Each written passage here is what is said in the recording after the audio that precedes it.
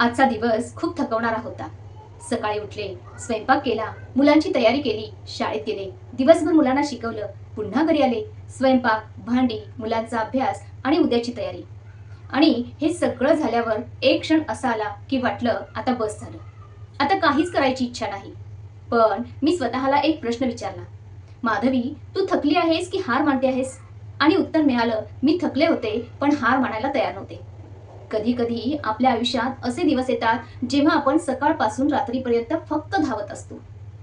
मुलांची तयारी, शाळा, घरकाम, यूट्यूब आणि हे सगळं करत असताना आपण स्वतःला कुठेतरी हरवून बसतो. दिवसाच्या शेवटी जेव्हा आपण स्वतःसाठी 5 मिनिटं शांत बसतो तेव्हा शरीर अक्षरशः म्हणतं बस आता नाही. तेव्हा स्वतःला कमजोर समजू नका. कारण थकवा म्हणजे कमजोरी नाही, थकवा म्हणजे तुम्ही प्रयत्न करत आहात याचा पुरावा आहे. ज्यांनी कधीच धावण्याचा प्रयत्न केला नाही त्यांना धाप लागत नाही. ज्यांनी कधीच स्वप्न पाहिलं नाही त्यांना अपयशाची भीती वाटत नाही. आणि ज्यांनी कधीच स्वतःला बदलण्याचा प्रयत्न केला नाही त्यांना थकवाही जाणवत नाही. म्हणून जर तुम्ही थकले असाल तर स्वतःला प्रश्न विचारा, मी का थकले आहे? कारण मी दिवसभर मेहनत केली, कारण मी माझ्या कुटुंबासाठी उभी राहिले, कारण मी माझ्या स्वप्नांसाठी वेळ काढला, कारण मी पुन्हा पुन्हा हार न मानता प्रयत्न करत राहिले. मग हा थकवा लाजवण्यासारखा नाही, ती अभिमानाची गोष्ट आहे. इथे एक गोष्ट समजून घ्यायला हवी, थकवा आणि हार मानणं या दोन वेगळ्या गोष्टी आहेत. थकवा म्हणतो थांब, पाणी पिऊन पुन्हा सुरुवात कर. पण हार हार म्हणते आता काहीच होणार नाही, सगळं सोडून दे. या दोन गोष्टींमध्ये खूप फरक आहे.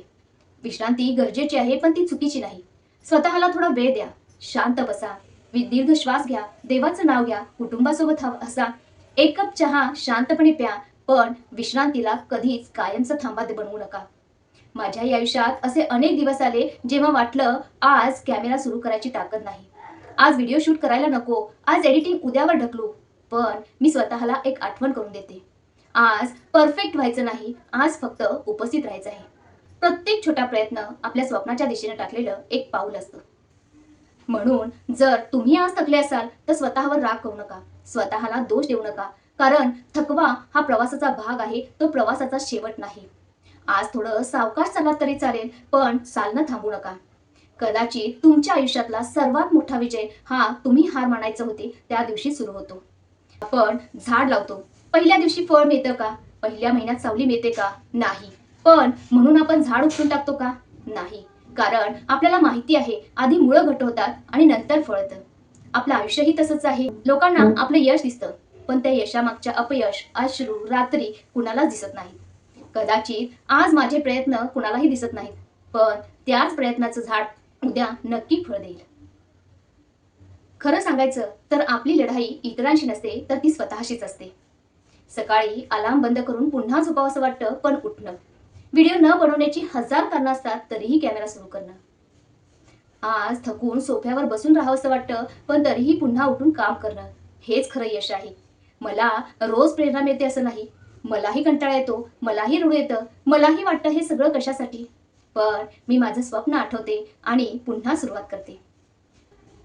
आज मी परफेक्ट नाही, आजही काही चुका होतात, आजही काही दिवस कठीण जातात.